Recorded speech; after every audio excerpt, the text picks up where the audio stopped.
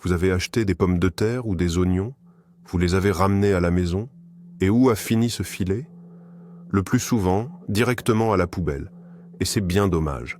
Vous n'imaginez même pas la ressource précieuse que vous jetez pour votre potager. Aujourd'hui, je vais vous montrer 10 façons ingénieuses de donner une seconde vie à ce simple filet. Et croyez-moi, certaines d'entre elles vont vraiment vous surprendre. Ce modeste objet est en réalité un véritable trésor pour tout jardinier. Il est solide, ne pourrit ni sous la pluie ni au soleil, et laisse parfaitement passer l'eau et l'air. Ce sont précisément ces propriétés qui en font une aide indispensable. Alors, la prochaine fois, avant de jeter un filet, souvenez-vous de cette vidéo.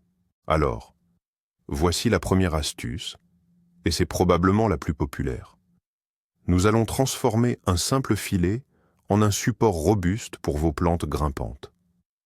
Plutôt que d'investir dans des treillis de jardins spéciaux qui, en plus, prennent de la place au rangement, utilisons ce que nous avons déjà sous la main.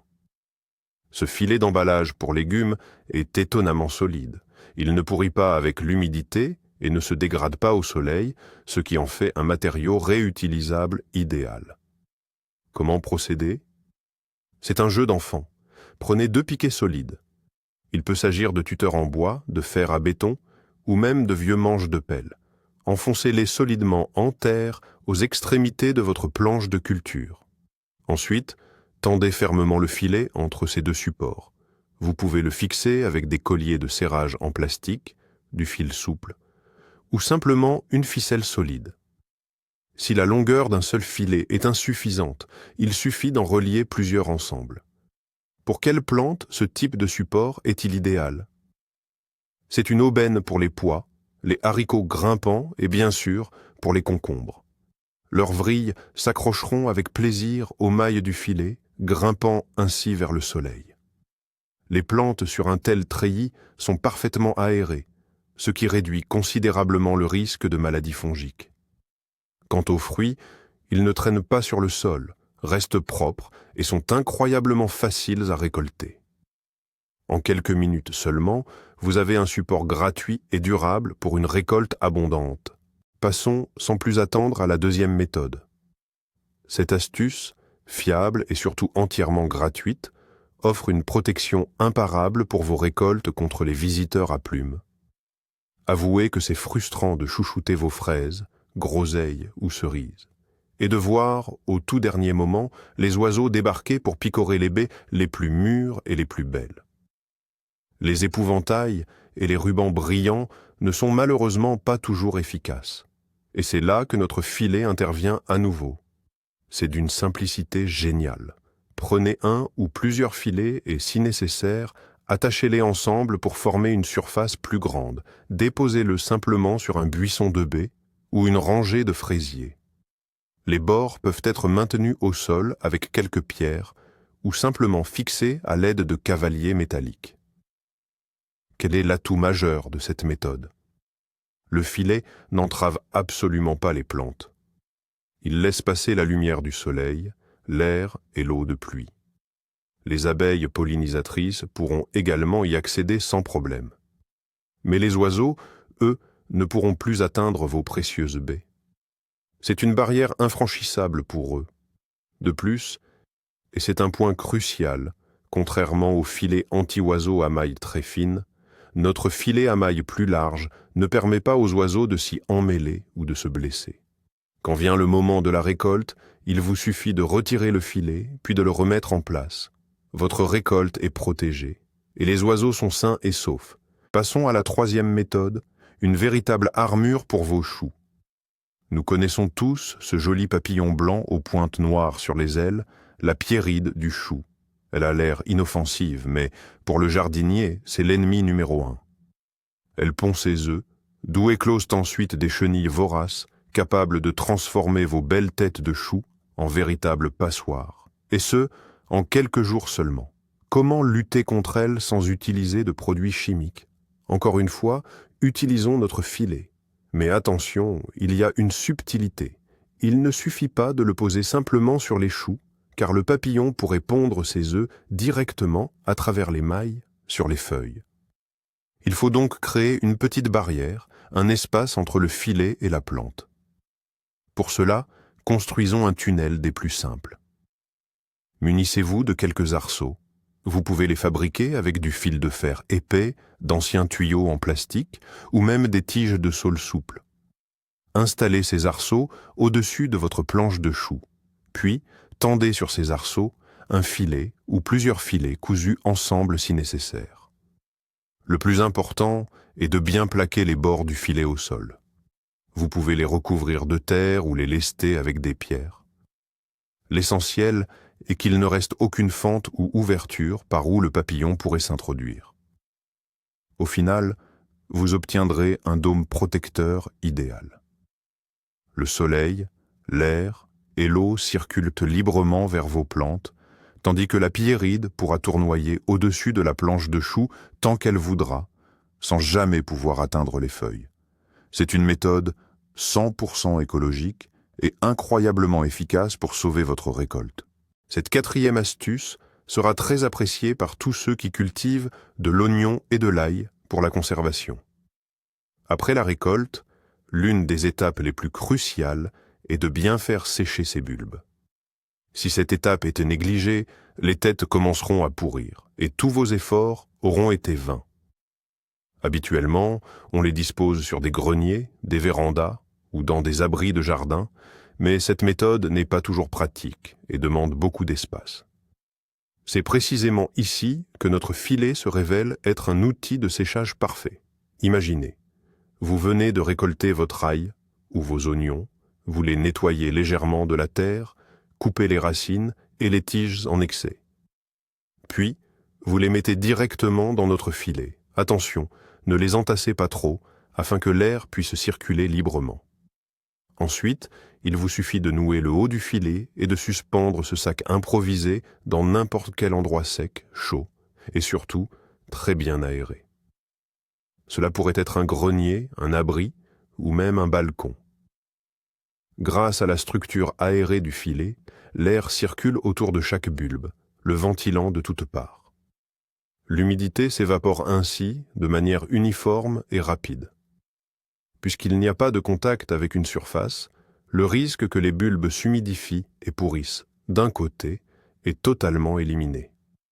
Mieux encore, ces filets peuvent également servir à stocker vos oignons et votre ail tout au long de l'hiver si les conditions ambiantes s'y prêtent. C'est une solution compacte, très pratique et qui garantit une ventilation idéale, un facteur essentiel pour assurer une longue conservation de votre précieuse récolte. Voici la 5e astuce, un petit truc qui va vous faire gagner un temps précieux et vous aider à garder votre cuisine impeccable après vos travaux au jardin. Il s'agit du lavage des légumes racines. On connaît tous la galère de ramener du potager, un seau de pommes de terre, de carottes ou de betteraves encore pleines de terre. Ensuite, on passe un temps fou à les nettoyer, sans parler de l'évier et de tout ce qui l'entoure. Eh bien, oubliez cette corvée. Notre filet se transforme en une véritable machine à laver, à légumes, et c'est génial. Voici comment procéder, que ce soit directement au jardin ou une fois rentré à la maison, glissez vos légumes racines encore terreux dans un filet à pommes de terre ou à oignons. Inutile d'en prendre un neuf. Celui que vous avez utilisé pour les transporter fera parfaitement l'affaire. Et voici le coup de génie. Prenez simplement votre tuyau d'arrosage muni d'un pistolet et rincez abondamment les légumes directement à travers le filet. Ou, si vous préférez, plongez le filet dans un seau d'eau et agitez-le bien.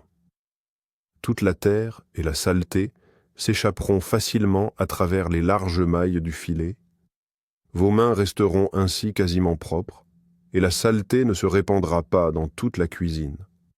Après ce prélavage, il ne vous restera plus qu'à rincer rapidement les légumes sous le robinet. C'est simple, rapide et incroyablement pratique, surtout quand il faut nettoyer une grosse récolte. Cette 6e astuce s'adresse à tous ceux qui cultivent des plantes en pot, qu'il s'agisse de fleurs d'intérieur, de semis sur le rebord de fenêtres ou de tomates sur le balcon. L'un des principaux défis est d'assurer un bon drainage. Souvent, on utilise des billes d'argile, du gravier ou des tessons de poterie au fond du pot, mais cela l'alourdit et n'est pas toujours à portée de main. De plus, les fines particules de terre finissent par s'échapper par les trous de drainage, ce qui salit tout. Et si je vous disais que la solution parfaite pour le drainage est déjà à portée de main? Eh bien, c'est tout simplement un morceau de grillage. C'est d'une simplicité enfantine. Avant de verser la terre dans votre pot ou conteneur, découpez un morceau de grillage et placez-le au fond. 1 ou 2 couches suffiront amplement pour couvrir entièrement les trous de drainage. Quels avantages offre cette méthode? Premièrement, lors de l'arrosage, la terre ne s'échappera plus du pot. Votre rebord de fenêtre ou votre terrasse resteront impeccables. Deuxièmement, et c'est le point le plus important, le grillage empêchera les trous de drainage de se boucher avec la terre. L'excès d'eau pourra ainsi toujours s'écouler librement, ce qui est la meilleure prévention contre la pourriture des racines. Les racines de vos plantes vous remercieront. C'est une alternative légère, durable et absolument gratuite aux solutions de drainage du commerce.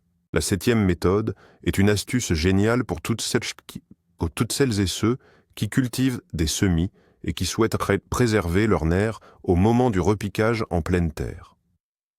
Le moment le plus stressant pour une jeune pousse est sans conteste de la sortir de sa caissette commune. Trop souvent, la motte de terre se désagrège, les racines délicates se brisent, et la plante met ensuite un temps fou à se remettre et à s'adapter à son nouvel emplacement. Rendons ce processus aussi indolore que possible grâce à notre technique de filet. Avant de remplir votre caissette de semis avec du terreau, tapissez-en le fond et les parois d'un seul morceau de filet. Laissez dépasser de petits rabats sur les bords. Ensuite, vous pouvez tranquillement y verser la terre et semer vos graines comme à votre habitude.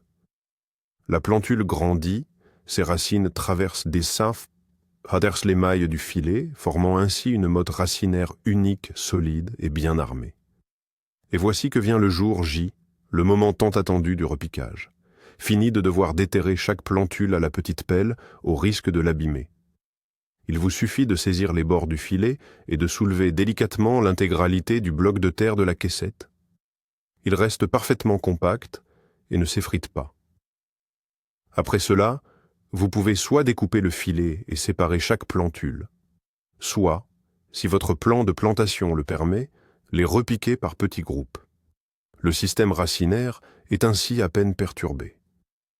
Les plantes ne ressentent pratiquement pas le choc de la transplantation et repartent aussitôt en croissance. C'est un truc tout simple qui améliore considérablement le taux de reprise de vos semis. Notre 8e méthode fera de vous un véritable alchimiste du jardinage biologique.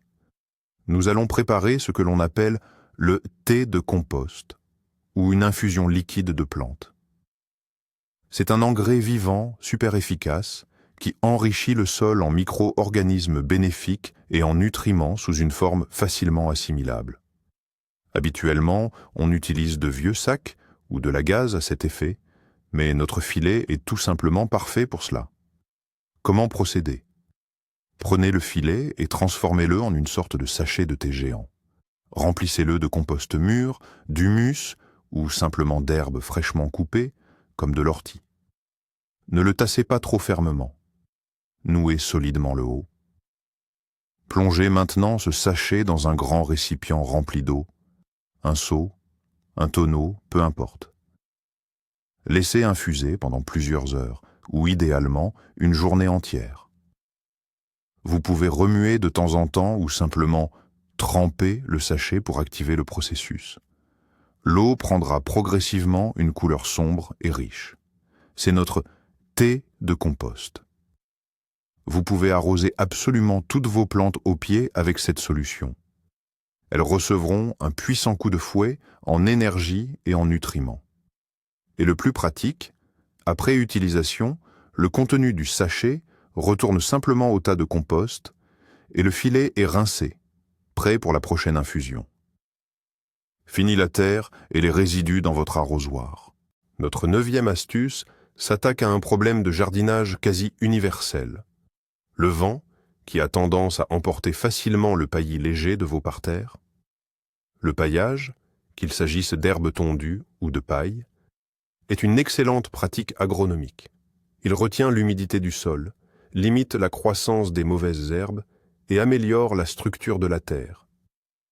Mais il suffit qu'un vent fort se lève pour que tout votre travail s'envole et se disperse sur la parcelle. Et c'est là que notre filet refait son apparition. Il devient le parfait allié pour maintenir en place tout paillis organique léger. Après avoir étalé la paille, le foin ou l'herbe séchée sur votre planche de culture, recouvrez-la simplement d'un filet. Vous pouvez utiliser un grand filet unique ou plusieurs petits en les faisant se chevaucher. Pour éviter que le filet lui-même ne soit emporté par le vent, il faut le fixer. Sur les bords, vous pouvez le lester avec des pierres, des briques, des planches ou simplement le piquer au sol avec des agrafes maison fabriquées à partir de fils de fer épais. Votre paillis est désormais solidement maintenu. Il ne bougera plus, même par forte rafale de vent. Pourtant, le filet ne gêne absolument en rien. Il laisse passer l'eau lors de l'arrosage ou de la pluie. Il est facile à retirer lorsque vous avez besoin d'ajouter du paillis ou d'aérer le sol, et tout aussi simple à remettre en place. C'est une solution simple et élégante à ce problème qui vous épargnera bien des efforts et du stress. La 10e astuce est un excellent exemple de l'ingéniosité dont font preuve les jardiniers. Nous allons transformer de simples déchets en un outil de nettoyage très pratique. Après une journée de jardinage, nos outils, pelles, binettes, transplantoirs, sont souvent recouverts d'une couche de terre séchée, de glaise ou d'herbe. Nettoyer tout cela peut être assez fastidieux, surtout si la terre a eu le temps de bien sécher et durcir. Les brosses bilia métalliques rayent les outils et un simple chiffon ne suffit pas pour venir à bout d'une telle saleté. Mais c'est là qu'intervient notre filet. Grâce à sa structure et à son matériau, un plastique à la fois robuste et flexible, il devient un abrasif idéal. Prenez simplement un ou deux de ces filets et froissez-les pour en faire une boule dense et souple de la taille de votre poing. Vous pouvez même la fixer avec du fil de fer pour qu'elle garde bien sa forme. Et voilà. Vous avez entre les mains un tampon à récurer maison, réutilisable et très efficace. Il vient à bout même de la terre la plus incrustée et séchée, sans jamais rayer le métal ou le plastique de votre outillage de jardin. Vous pouvez l'utiliser pour nettoyer des seaux, des brouettes et même vos chaussures de jardinage. Après utilisation, rincez-le simplement sous l'eau courante et il sera prêt à être réutilisé. Il ne rouille pas, ne pourrit pas et vous servira très longtemps. C'est une solution qui ne coûte presque rien et qui rendra le nettoyage de routine bien plus simple et rapide. Notre 11e astuce, le tamis de jardin fait maison. On a souvent besoin de tamiser la terre pour les semis afin de la rendre plus légère et aérée, ou de séparer le compost mûr des gros éléments qui ne sont pas encore entièrement décomposés. Acheter un tamis de jardin spécial est une dépense inutile et notre filet fera le travail tout aussi bien. Il existe deux options simples. La première est la plus rapide. Prenez un seau vide ou tout autre récipient approprié. Recouvrez-le avec le filet et fixez les bords, par exemple, avec un élastique à linge ou une corde, pour qu'il soit bien tendu. Il vous suffit ensuite de verser la terre ou le compost sur le filet et de frotter avec la main. La matière fine et aérée tombera dans le seau, tandis que tous les gros morceaux, cailloux et brindilles resteront sur le filet. La deuxième option est plus durable. Si vous avez un vieux cadre en bois, par exemple un cadre de tableau ou une ancienne fenêtre, vous pouvez fabriquer un tamis fixe. Il suffit de fixer le filet au cadre à l'aide d'une agrafeuse ou de petits clous en le tendant bien. Vous obtiendrez ainsi un outil pratique que vous pourrez utiliser pendant de nombreuses années. C'est un excellent exemple de la manière dont on peut transformer un objet a priori inutile en un équipement de jardinage très pratique et durable. De façon que ça se vachant. Ah, Félix, qui ici. Notre 12e astuce sera particulièrement apprécié par les cultivateurs de pommes de terre, surtout s'ils préparent eux-mêmes leurs propres semences. Un stockage adéquat des plants de pommes de terre est essentiel pour garantir la réussite de votre prochaine récolte. Ils ont besoin d'une bonne ventilation, d'une protection efficace contre les rongeurs et d'une absence totale d'humidité excessive. Traditionnellement, on les stocke dans des caisses ou des sacs, mais notre filet propose une solution bien plus efficace, surtout pour les petites productions. Une fois que vous avez sélectionné, calibré et préparé, par exemple en les faisant verdir, vos tubercules de semences, il vous suffit de les placer dans nos filets à légumes. Vous pouvez même étiqueter chaque filet pour y indiquer la variété. Et maintenant, le plus important, suspendez ces filets dans votre cave ou votre cellier. Ne les posez pas au sol ou sur des étagères, mais suspendez-les directement au plafond ou aux poutres. Qu'est-ce que cette méthode apporte? Tout d'abord, une circulation d'air parfaite. Chaque tubercule est ventilé de tous les côtés, ce qui minimise considérablement le risque de pourriture et de moisissure. Deuxièmement, c'est une protection infaillible contre les souris et autres rongeurs. Ils ne pourront tout simplement pas atteindre vos précieux plants. De plus, cette méthode permet de contrôler très facilement l'état des tubercules tout au long de l'hiver. La 13e astuce est une organisation simple de votre espace de travail, directement au jardin. Combien de fois cela vous est-il arrivé? Vous travaillez au potager, passant d'un carré à l'autre, et vous perdez constamment vos petits outils? Le sécateur est oublié dans l'herbe, les gants introuvables, la petite pelle disparue. On perd alors un temps précieux à les chercher. Et si nous fabriquions une pochette de rangement pratique et mobile avec notre filet? Cela prend littéralement 1 minute. Prenez simplement le filet et accrochez-le bien en vue là où vous travaillez. Ce peut être une branche d'arbre, la poignée d'une brouette, un piquet de clôture ou même un simple bâton planté dans la terre. Vous disposez désormais d'une pochette temporaire où rangez tout ce qui doit être à portée de main. Vos gants, le sécateur, un sachet de graines, les marqueurs de semis, votre téléphone. Tout est sous vos yeux et au même endroit. Grâce à sa structure en maille, même si vous y mettez des gants mouillés, ils sécheront rapidement. Et si de la terre s'y accumule, elle s'évacuera d'elle-même. Lorsque vous terminez votre travail à un endroit et passez à un autre, vous décrochez simplement cette pochette avec tout son contenu et la suspendez au nouvel emplacement. Simple, pratique, et fini les outils égarés. Et enfin, voici notre 14e astuce, aussi spectaculaire qu'utile. Elle s'adresse à ceux qui cultivent des fruits lourds sur des treillis ou des supports verticaux. Par exemple, si vous avez décidé de faire pousser un melon, une pastèque ou une grosse citrouille sur une culture verticale pour gagner de la place, c'est une excellente idée. Mais un problème se pose. À mesure que le fruit grandit et devient de plus en plus lourd, il risque un jour de se détacher de sa tige sous son propre poids, sans même avoir eu le temps de mûrir. Pour éviter cela, nous allons fabriquer un hamac individuel pour chaque fruit. Et notre filet à légumes robuste est parfait pour cette tâche. Lorsque le fruit atteindra la taille d'une grosse pomme, placez-le délicatement dans le filet.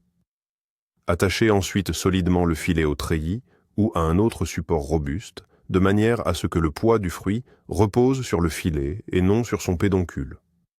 Le fruit se retrouve ainsi confortablement installé dans un hamac bien aéré. Il reçoit suffisamment de soleil, est caressé par la brise, ne repose pas sur la terre humide et surtout, son poids ne menace plus la tige. De cette façon, vous pourrez cultiver sur votre treillis même de très gros spécimens. Le résultat est non seulement très esthétique, mais il garantit aussi que votre récolte tant attendue arrivera à maturité en toute sécurité. Mais quelle est la plus étonnante de toutes ces astuces? Sans doute l'idée des sachets de thé pour compost. Imaginez, vous mettez quelques déchets organiques dans un filet, vous le plongez dans un arrosoir rempli d'eau et hop, vous obtenez un engrais liquide gratuit. Ce n'est pas une simple économie, c'est une toute nouvelle façon d'appréhender les ressources de votre jardin. Ou encore, Lavez vos légumes directement dans le filet où vous les avez rapportés. Fini l'évier sale et la vaisselle inutile. Des gestes simples qui changent tout. Comme vous le voyez, un petit filet à légumes, ce n'est pas un déchet, mais un véritable allié universel pour tout jardinier.